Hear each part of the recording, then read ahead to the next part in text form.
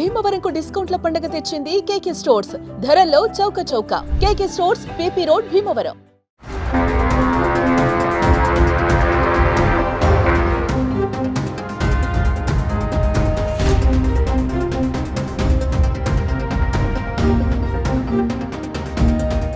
ఎప్పుడు ఏం జరుగుతుందో అనే భయం పాక్ను వెంటాడుతోంది. పహల్గామా దాడికి భారత్ ప్రతీకార దాడి చేస్తుందన్న భయంతో పాక్ వణికిపోతుంది. మిత్రదేశాల మద్దతు కూడగట్టుకునేందుకు ప్రయత్నాలు చేస్తుంది.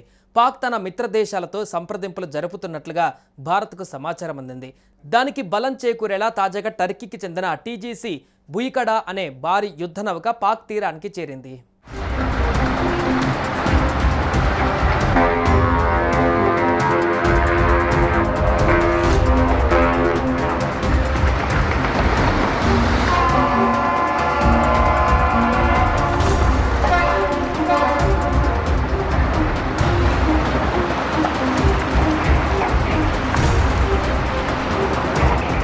ప్రధాని మోదీ, రక్షణ మంత్రి రాజ్నాథ్ సింగ్ త్రివిధ దళాల ఉన్నతాధికారులతో వరుస భేటీలు నిర్వహిస్తున్న క్రమంలో భారత్ ఏ క్షణమైనా ఎదురుదాడి చేసే అవకాశం ఉందని పాక్ అప్రమత్తంగా వ్యవహరిస్తుంది.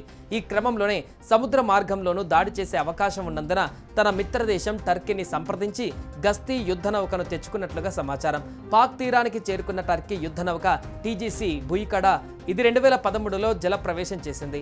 ఈ యుద్ధ నౌక జలంతర్గాములకు వ్యతిరేకంగా పనిచేయగలదు. గస్తీ కాయడంలో దీనిది అందవేసిన చెయ్యి. పలు నౌకాదళ విన్యాసాలలో పాల్గొని గుర్తింపు తెచ్చుకుంది. ఈ నౌక జలాంతర్గాములను గుర్తించి దాడి చేయగలదు.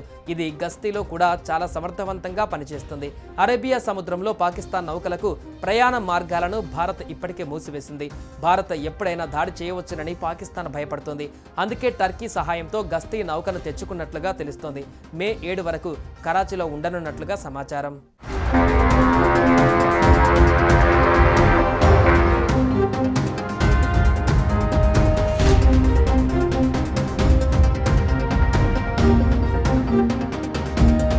ప్రధానమంత్రి మోదీ కూడా వరుస చర్చలు, ఆర్మీ, ఎయిర్ ఫోర్స్, నేవీ దళాధిపతులతో భేటీ కావడం కూడా మరింత ప్రాధాన్యత సంతరించుకుంది. ఇప్పటికే వారికి పూర్తి స్వేచ్ఛ ఇచ్చినట్టుగా కూడా ఆయన ప్రకటించారు. అటు రక్షణ శాఖ మంత్రి రాజ్నాథ్ సింగ్ కూడా మీరు కోరుకున్నది ఖచ్చితంగా జరుగుతుంది, హామీ ఇస్తున్నా అని ప్రకటించడం కూడా గమనార్హం. मैं आपको आश्वस्त करना चाहता हूं, प्रधानमंत्री मोदी जी के नेतृत्व में जैसा आप चाहते हैं वैसा हो कर रहे हैं. ఇప్పటికే టర్కీకి చెందిన యుద్ధ విమానాలు కరాచీ విమానాశ్రయంలో దిగినట్టుగా ప్రచారం సాగుతోంది. ఇలాంటి టైంలో యుద్ధ నౌక కరాచీ తీరానికి రావడం ప్రాధాన్యత సంతరించుకుంది. ఒక టర్కిష్ C-130 హెర్క్యులస్ విమానం కరాచీలో దిగిందని, ఈ విమానంలో పాకిస్తాన్కు మిలిటరీ సామాగ్రి పంపినట్లుగా సమాచారం. ఓపెన్ సోర్స్ ఇంటెలిజెన్స్ OSINT ట్రాకర్లు ప్రచురించిన విమాన ట్రాకింగ్ డేటా ఆధారంగా ఈ నివేదికలు వెలువడ్డాయి. ఈ విమానం ఏప్రిల్ 28న అరేబియా సముద్రం మీదుగా ప్రయాణిస్తున్నట్లుగా కనిపించింది. అయితే ఈ ప్రచారాన్ని టర్కీ ఖండించింది.